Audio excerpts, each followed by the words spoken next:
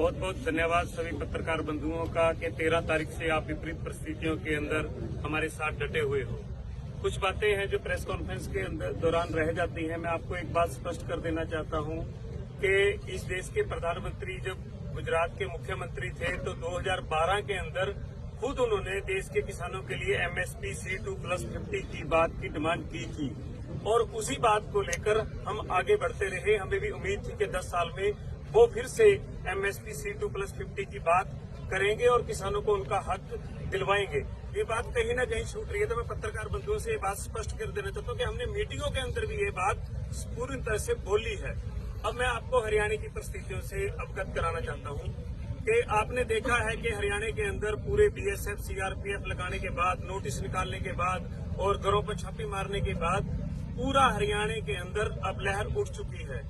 टटोली के अंदर एक बड़ा धरना प्रदर्शन शुरू हो चुका है, 5 टोल पर हो चुका है, ट्रैक्टर मार्च चल रहे हैं और बड़ी खाप पंचायतों के साथ साथ गांव में पंचायतें शुरू हो चुकी हैं, गांव में धरने प्रदर्शन शुरू हो चुके हैं। इतनी दमनकारी नीति और तानाशाह रवैये के बाद हरियाणा का किसान साथ खड़ा है।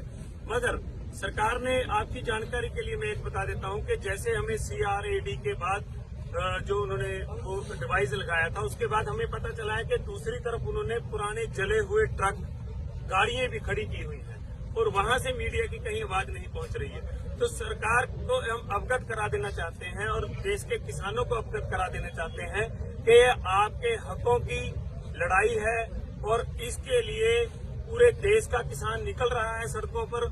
उत्तर प्रदेश के अंदर किसान पंचायतें कर रहे हैं और पूरे देश का किसान आज की मीटिंग को देखने के बाद निश्चय ही वो पक्के तौर पर सड़कों पर आकर हमारे साथ डटेंगे और वो बॉर्डरों की तरफ कूच करेंगे। अगर किसी साथी का ये सवाल हो कि बात कैसे चल रही है, हमने उनको तथ्यों के साथ हम बात रखते हैं। कल ही रिपोर्टें पेश हुई हैं, जो क्रिसल की रिपोर्ट थी, जो credit rating information services of limited की रिपोर्ट थी, जिसने बिल्कुल पर्दाफाश कर दिया कि जो लाखों करोड़ों की बात होती है MSP के लिए, उसके लिए सिर्फ 21,000 करोड़ रुपए ही चाहिए और वो भी एक समय के लिए। उन्होंने बिल्कुल स्पष्ट कर दिया है।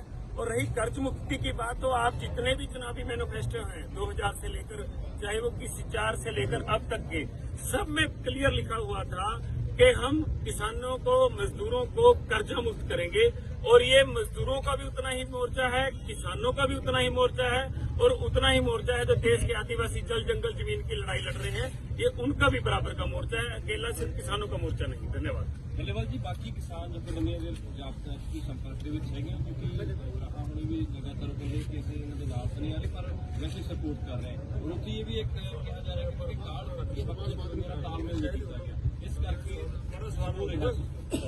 ਸਵਾਲ ਪੂਰਾ